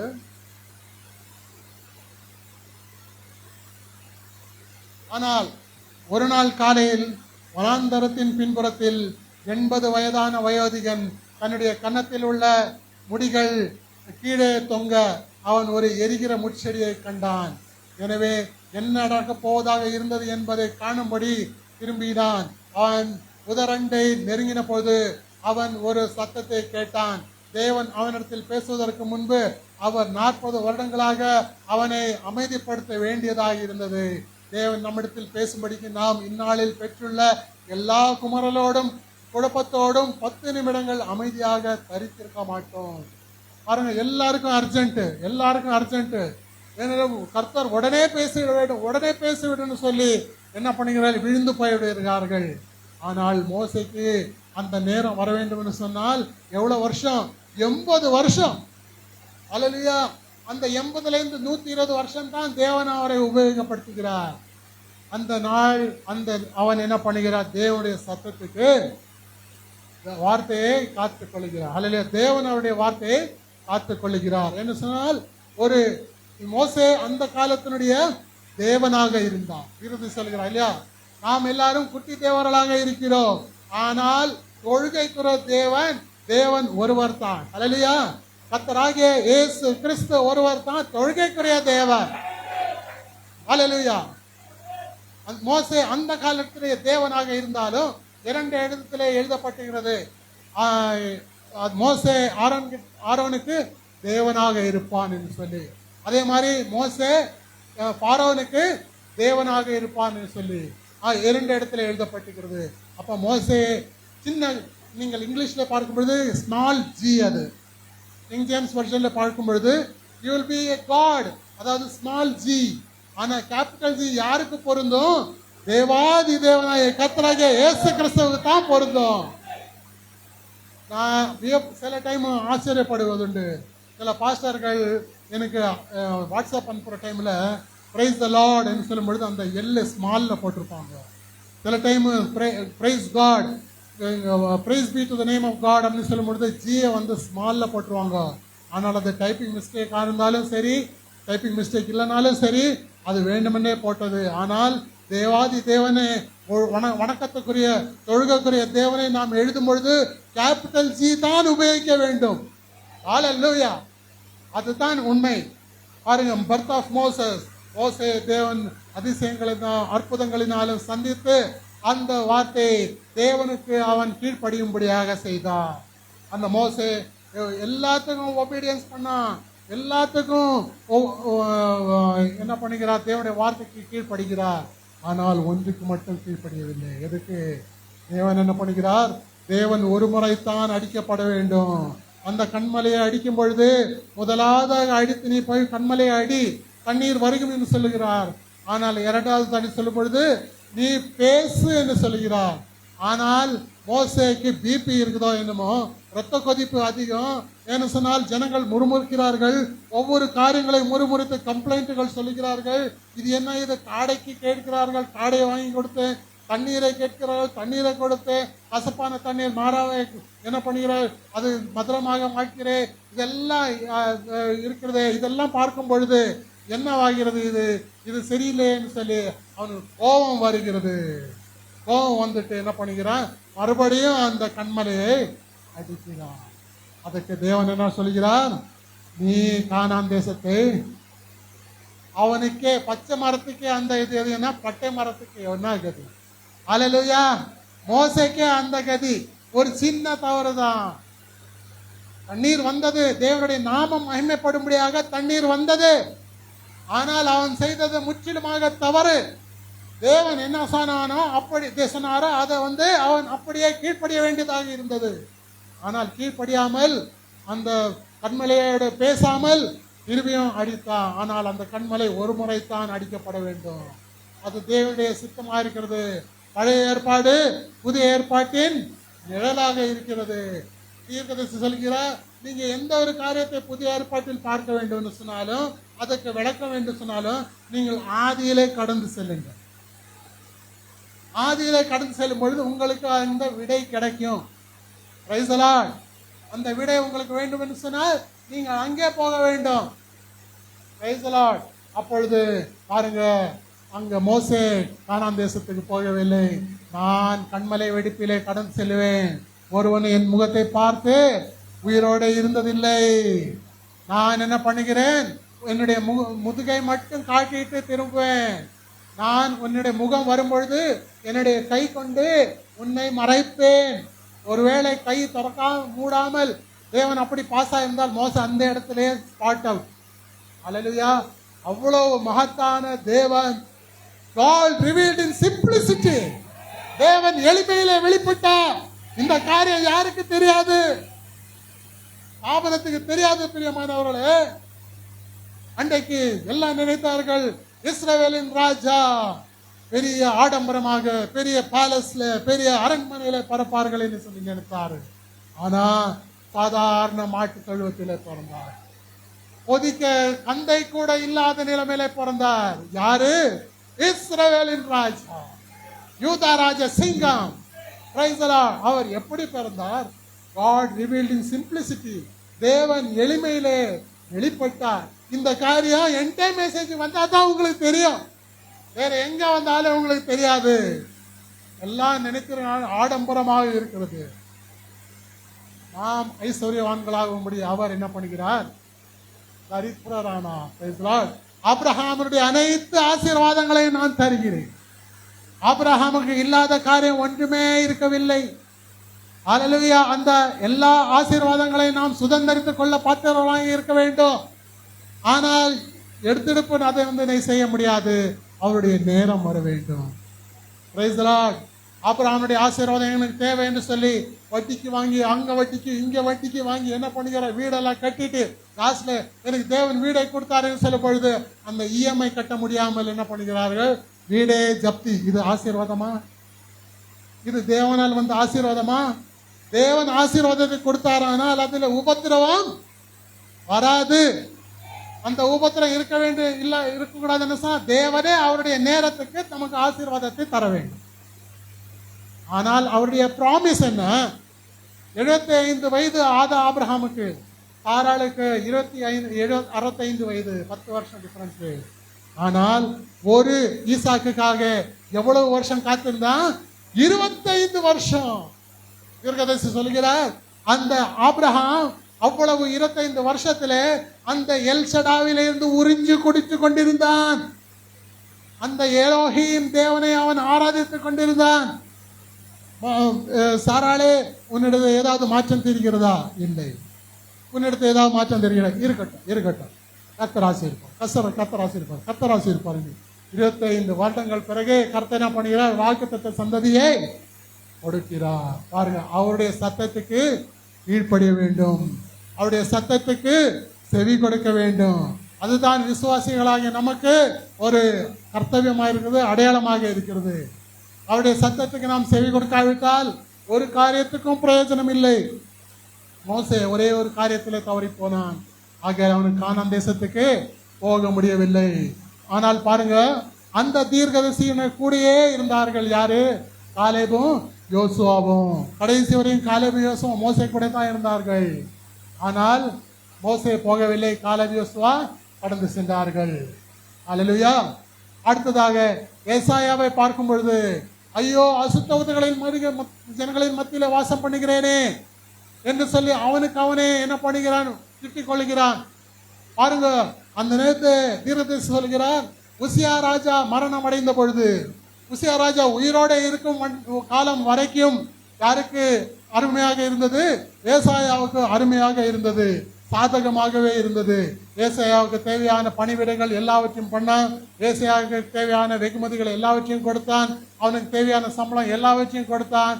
ஆனால் தீர்க்கதரிசி சொல்கிறார், உசியா மரணம் அடைந்த பிறகு அவனுடைய தலையெழுத்தே மாறிப்போனது. அப்பொழுது பார்க்கிறான், ஐயோ, இவ்வளவு நாட்கள் நான் ஒரு அரசனை நான் நம்பியிருந்தேனே, ஒரு ராஜாவை நான் நம்பியிருந்தேனே. அந்த ராஜா, உசியா ராஜா, அவர் மரித்த பிறகு ஒவ்வொருவருடைய கேரக்டர் இப்படி தெரிகிறது. ஐயோ என்று சொல்லி அதமானேன் என்று சொல்லி அசுத்த ஊத்தகளின் மத்தியிலே வாசம் பண்ணுகிறேனே என்று சொல்லி வருத்தப்படுகிறான். பாருங்க, when Uzziah was active and all the benefit were got from king. பாருங்க, அவன் எல்லா காரியங்களையும் அந்த ராஜாவினிடத்திலிருந்து பெற்றுக்கொண்டான். ஆனால் அந்த நேரத்தில் வாசிங்க, ஏசாயா 6வது அதிகாரம் 5-6.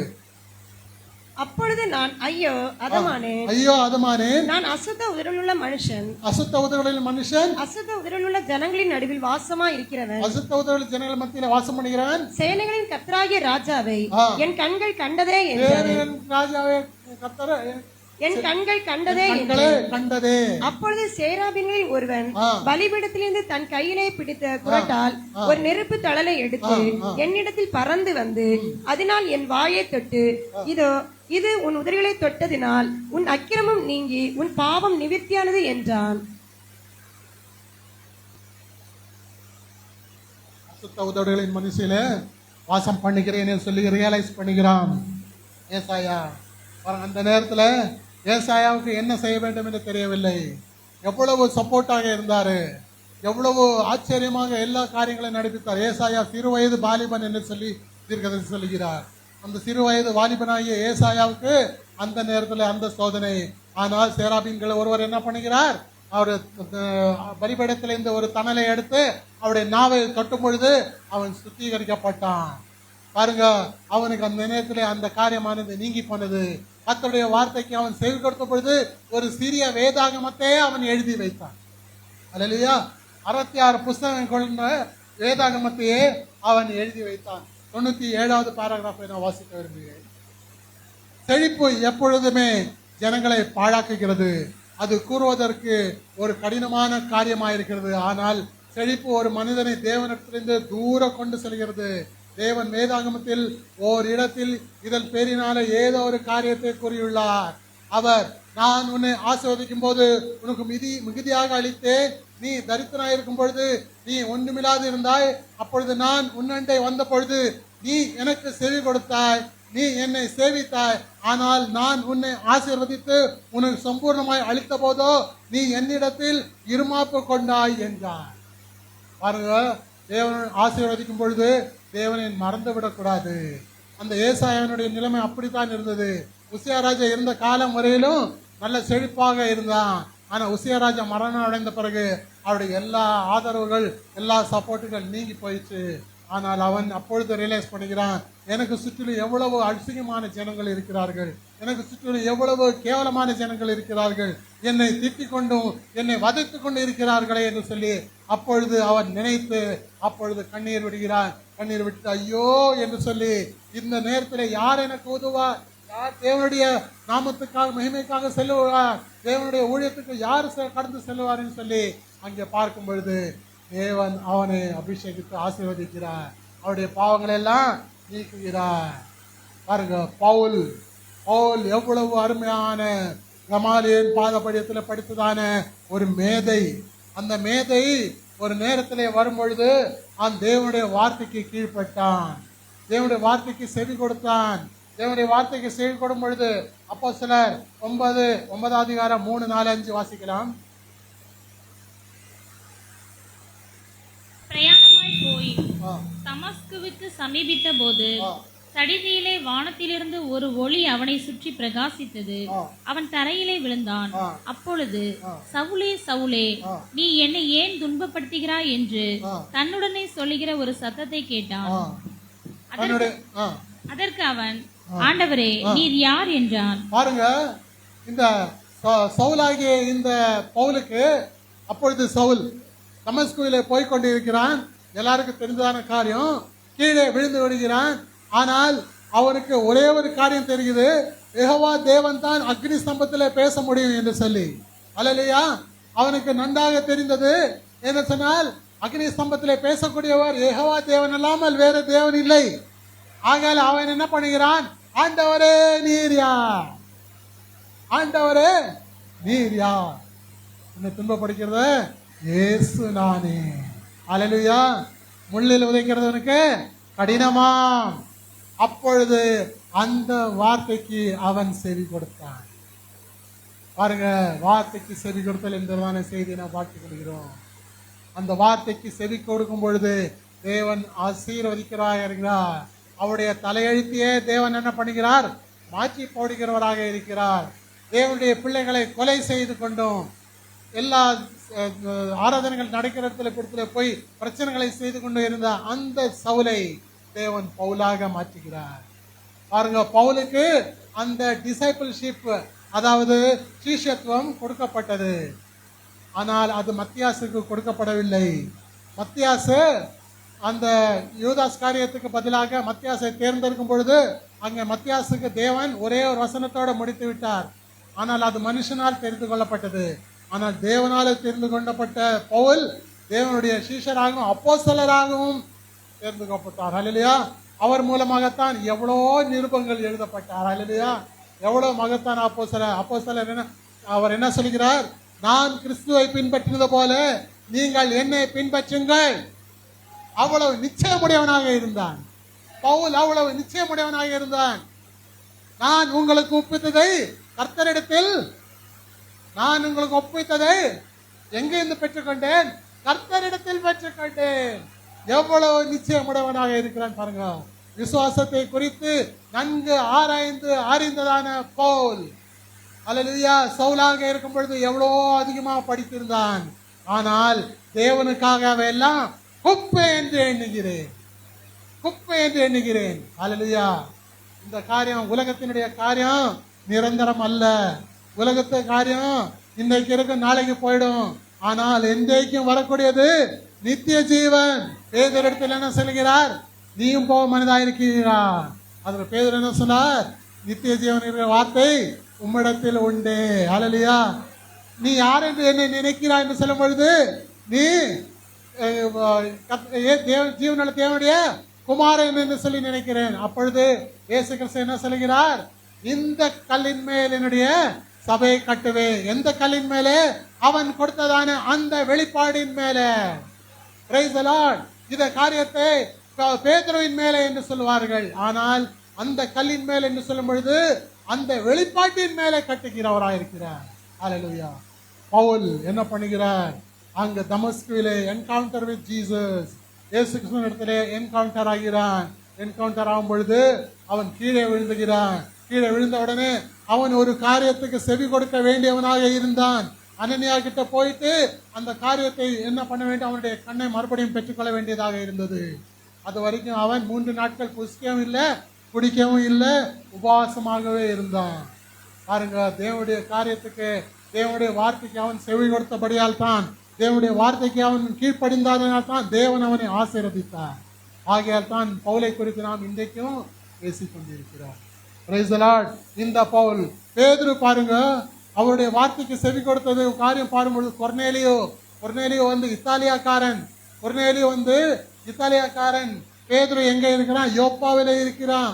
ஆனால் பேதுரு இருக்கிற இடத்துல ஒரு பெரிய ஒரு தொட்டில் வந்து கீழே இருக்குது. அதுல பார்க்கும் பொழுது எவ்வளவோ மிருகங்களும் ஊரும் பிராணிகள் எல்லாம் இருந்துச்சு.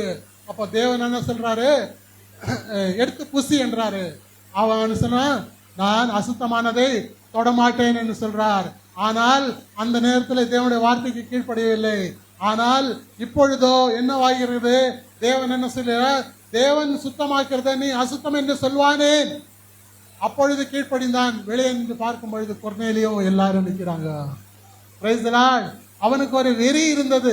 எந்த வெறி, யூதர்களுடைய வெறி.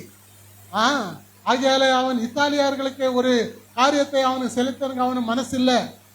ஆகையால தான் தேவன் பரிசுத்தமாக்கினதை நீ அசுத்தம் என்று எப்படி நினைக்கலாம் என்று சொல்லும் பொழுது அதுக்கு நிழலாக என்ன பண்ணுகிறார்? தேவன் கொர்நேலியாவையும் அந்த இடத்துல கொண்டு வந்து நிறுத்துகிறார். அப்ப தேவன் கொடுத்த தரிசனம் எதற்கென்று அப்பொழுது தான் நினைக்கிறான் பேதுரு. Price the Lord. ஆகையாலே அருமையான காரியங்களை என்ன பார்க்கிறோம். இனி 10 நிமிஷம் இருக்கிறது. இந்த ஸ்பிரிச்சுவல் பில்டிங் ஸ்டோன்ல அந்த நிழலான காரியத்தை நான் வாசித்து முடிக்க விரும்புகிறேன். ஸ்பிரிச்சுவல் பில்டிங் ஸ்டோன் 68வது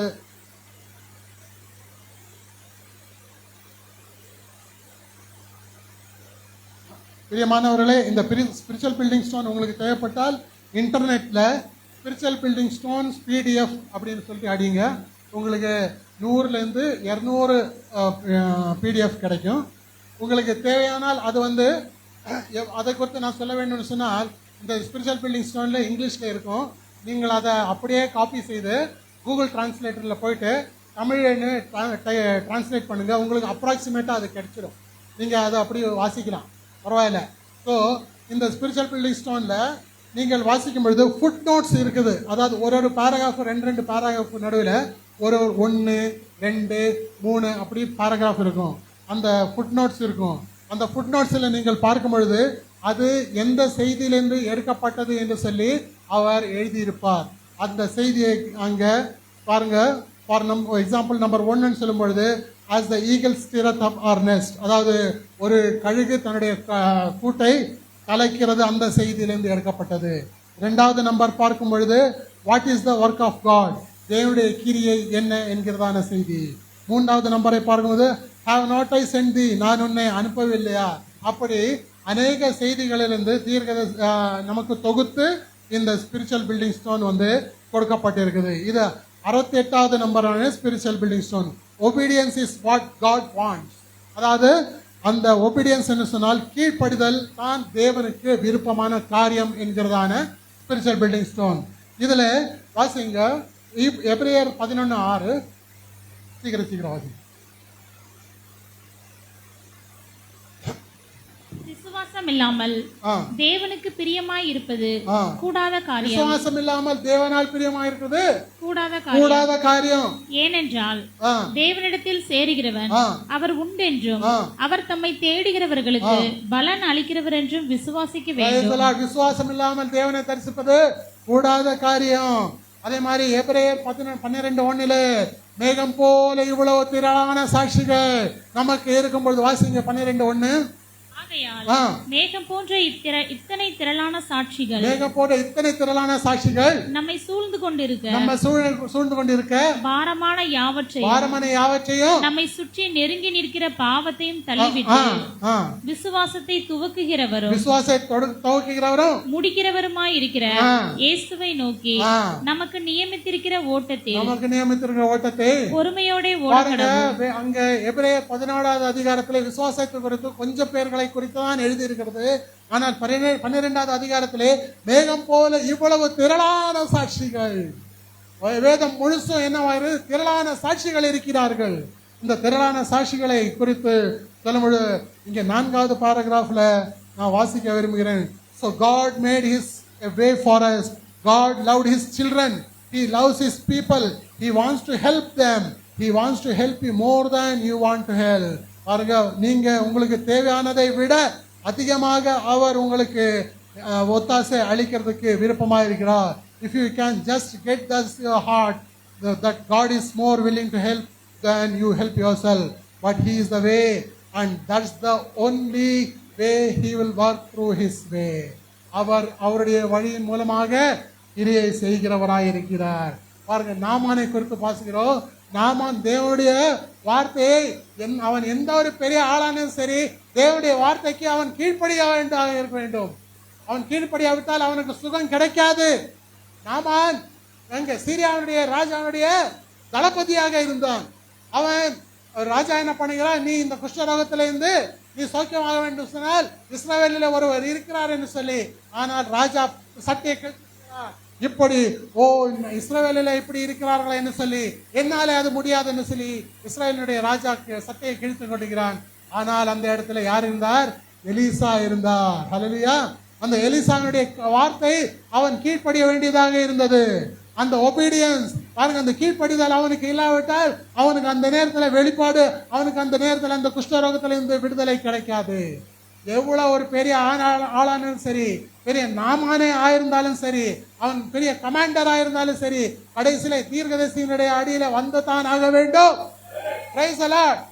அவன் பெரிய கமாண்டர், ஆனால் அவன் ஒபே செய்து தான் ஆக வேண்டும். 7 தடவை தீர்க்கதரிசி எலிசா என்ன சொல்கிறார்? 7 தடவை போய் நீ யோர்தானிலே முழுகு. அப்போ அவன் என்ன சொல்கிறான்? எங்களுடைய ஊர்ல இல்லாத என்ன நதிகளா நீ இப்படி சொல்லுகிறாய் என்ன சொல்லி. ஆனால் அந்த காரியம் அல்ல. உனக்கு எவ்வளவு நதி இருந்தாலும் எவ்வளவு ரிசோர்ஸ் இருந்தாலும் நீ தீர்க்கதரிசியின் இடத்துல வந்துதான் ஆக வேண்டும். டோட்டல் செப்பரேஷன் உனக்கு இருக்குதான் ஆக வேண்டும். ஆபிரகாம் தேவனுடைய சமூகத்திலிருந்து லோத்திலிருந்து ஆபிரகாமிலிருந்து செப்பரேஷன் ஆகிவிட்டார்கள். அப்பொழுதுதான் தேவன் கிரியை செய்தார். ஹல்லேலூயா. அந்த தேவனுடைய வார்த்தைக்கு கீழ்ப்படிய வேண்டியது அவனுடைய காரியமாக இருக்குது. பாருங்க, எம்மாவு சிஷ்யர்கள் நேரத்தில் தேவன் என்ன சொல்கிறார்? வாசிங்க லூக்கா 24:25. தீர்க்கதரிசிகள் சொன்ன யாவும் விசுவாசிக்கிறதுக்கு மந்த இருதயமுள்ள புத்தி இல்லாதவர்களே. பாருங்க, நம்முடைய டியூட்டி என்ன? தீர்க்கதரிசி சொன்ன யாவற்றையும் விசுவாசிக்கிறது நம்முடைய கடமை. எந்த நாமானாக இருந்தாலும் சரி, யாராக இருந்தாலும் சரி, எவ்வளவு பெரிய ஊழியக்காரனாக இருந்தாலும் சரி, தீர்க்கதரிசி சொன்ன வார்த்தையை அப்படியே விசுவாசிக்க வேண்டும். Obedience is better than the sacrifice. அல்லது கீழ்ப்படிதல் பலியை பார்க்கலாம் மேலானது. கீழ்ப்படிய வேண்டும், வார்த்தைக்கு கீழ்ப்படிய வேண்டும். தீர்க்கதரிசி மூலமா வந்த வார்த்தைகள் சாதாரணமான வார்த்தைகள் அல்ல, உங்களை மறுரூபப்படுத்தும் வார்த்தைகள். ஹல்லேலூயா.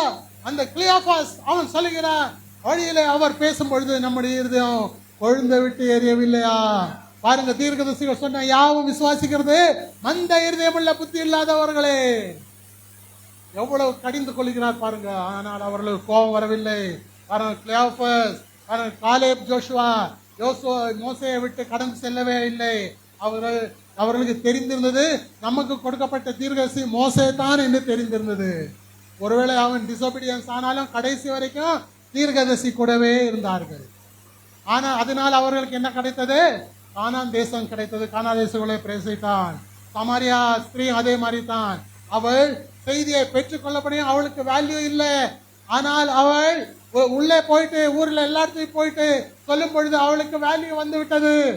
தீர்க்கதரிசியுடைய சத்தத்துக்கு, இயேசு கிறிஸ்துடைய சத்தத்துக்கு அவள் செவி கொடுத்தாள், ஒபீடியன்ஸ் பண்ணாள். ஹல்லேலூயா. பாருங்க, ஒரே ஒரு காரியம் வாசித்து முடிக்கிறேன். அது கொஸ்டின் ஆன்சர்ல தீர்க்கதரிசி கிட்ட கேட்கிறார். The Bible tells us a wife should obey her husband. அதாவது வேதாகமம் சொல்லுகிறது ஒரு மனைவி ஒரு புருஷனுக்கு கீழ்ப்படிய வேண்டும் சொல்லி. I am a Christian and my husband is a sinner. பாருங்க, நான் ஒரு கிறிஸ்தவளா இருக்கிறேன், என்னுடைய கணவர் ஒரு பாவியாக இருக்கிறார். He persecutes me in every way that he can. பாருங்க, அவர் என்னை எல்லா நேரத்திலும் துன்புறுத்தி கொண்டே இருக்கிறார். For me not to go to church, சபைக்கு போகிறதுக்கு என்னை விட மாட்டேங்கிறாரு. நான் read the Bible, வேதாகமத்தை படிக்கிறதுக்கு விட மாட்டேங்கிறாரு. அப்புறமா அவர் வார்த்தையே நிராகரிக்கிறார். இதற்கு நான் என்ன செய்ய வேண்டும் சொல்லி கொஸ்டின் ஆன்சர்ல தீர்க்கதரிசி கிட்ட கேட்கிறார். அதற்கு தீர்க்கதரிசி என்ன சொல்லுகிறார்? இது ஸ்பிரிச்சுவல் பில்டிங் ஸ்டோன்ல இருக்கு. What should you do? Now listen, you are suppose to obey your husband. ஆமா, உங்களுடைய கணவருக்கு நீங்க கீழ்ப்படிதான் ஆக வேண்டும். That is the word. வார்த்தை அப்படித்தான் சொல்லுகிறது. Now if he tells you refuses you read the Bible and go to church. ஆனால் ஒருவேளை அவர் உங்களிடத்தில் நீங்கள் சபைக்கு போகக்கூடாது, வேதம் வாசிக்க கூடாது, அந்த மாதிரி ஏதாவது காரியம் something like that, you don't have to obey that. நீங்கள் அதை ஒபே பண்ண வேண்டிய அவசியம் இல்லை. எந்த ஒரு புருஷன் ஆனாலும் சரி. மத்தேயு 19வது அதிகாரம் 29வது வசனத்திலே என் நாமத்தின் நிமித்தம், ஹல்லேலூயா, வாசிங்க.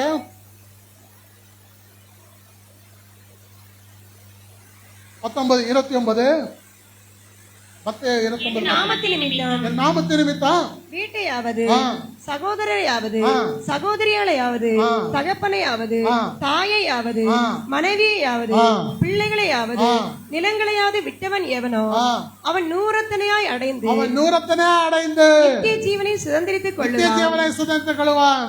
பாருங்க, புருஷனை விட நித்திய ஜீவன் தான் பெருசு. தீர்க்கதரிசி நமக்கு சொல்லி கொடுத்திருக்கிறார். அதனால அதை ஒபே பண்ணுகிறது நம்முடைய கடமை. ஒருவேளை நீங்கள் எல்லாத்துக்கும் கீழ்ப்படிங்க, பரவாயில்ல, பைபிள் வாசிக்க கூடாது, ஆனா செய்தி வாசிக்க கூடாது, சபைக்கு போக கூடாதுன்னு சொல்லும் பொழுது நீங்கள் அதற்கு எதிர்த்து நில்லுங்கள். தீர்க்கதரிசி நமக்கு சொல்லி கொடுத்தார், கொஸ்டின் ஆன்சர்ல சொல்லுகிறார். அல்லேலூயா, பிரைஸ் தி லார்ட். அதனாலே தேவனுடைய ஃபுல்னஸ் ஆஃப் தி வேர்ட், வார்த்தையின் பரிபூர்ணத்திலே நாம் கடந்து செல்ல வேண்டும். வார்த்தையின் பரிபூர்ணம் நமக்குள்ள இருக்க வேண்டும். Part of the gospel, part of the word இல்ல, அதாவது சின்ன வார்த்தை மட்டும் இல்ல, ஃபுல்னஸ் ஆஃப் த வேர்ட், அதாவது வார்த்தையினுடைய பரிபூர்ணத்துக்கு நாம் கடந்து செல்ல வேண்டும். அந்த வார்த்தையின் பரிபூர்ணமே இந்த செய்தி. ஹல்லேலூயா. இந்த செய்தியின் மூலமாக நமக்கு எல்லா காரியங்களும் கொடுத்திருக்கிறார்.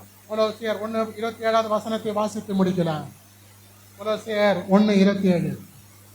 புறஜாதிகளுக்குள்ளே விளங்கிய இந்த ரகசியத்திலுள்ள மகிமையின் ஐஸ்வர்யம் இன்னதென்று தேவன் தம்முடைய பரிசுத்தவான்களுக்கு தெரியப்படுத்த சித்தமானார். தேவன் தம்முடைய பரிசுத்தவான்களுக்கு தெரியப்படுத்த சித்தமானார். கிறிஸ்துவானவர் மகிமையின் நம்பிக்கையாக உங்களுக்குள் இருப்பது அந்த ரகசியம். பாருங்க, கிறிஸ்துவானவர் மகிமையின் நம்பிக்கையாக உங்களுக்கு இருப்பது அந்த ரகசியம். எழுதிட்டு போயிட்டாருங்க, சொல்லிட்டு போயிட்டாரு. அந்த மகிமையின் ரகசியம் நமக்குள்ள இருக்கிறது. அந்த மகிமையான வார்த்தை நமக்குள்ள இருக்கிறது. அதை அப்படியே நம்ம பூட்டி வைக்காமல் உபயோகப்படுத்த வேண்டும். எல்லா இடத்துலையும் உபயோகப்படுத்த வேண்டும். உங்களுக்கு எவ்வளவு தேவையோ அவ்வளவு எல்லா இடத்துலையும் நாம் சுவிசேஷத்தை சொல்ல வேண்டும். இந்த செய்தியை கொண்டு செல்ல வேண்டும். அதுதான் இந்த வார்த்தை, ஃபுல்னஸ் ஆஃப் த வேர்ட், அந்த வார்த்தையின் பரிபூர்ணம். அந்த வார்த்தை பரிபூர்ணம் உங்களுக்குள்ள நிறைவேறும் என்றால் அந்த ஒபீடியன்ஸ் இருக்க வேண்டும். தேவனுடைய வார்த்தைக்கு கீழ்ப்படிதல் இருக்க வேண்டும். ஹல்லேலூயா, பிரைஸ் தி லார்ட். கர்த்தர் தாமே அவருடைய வசனங்களை ஆசீர்வதிப்பார். ஆமென்.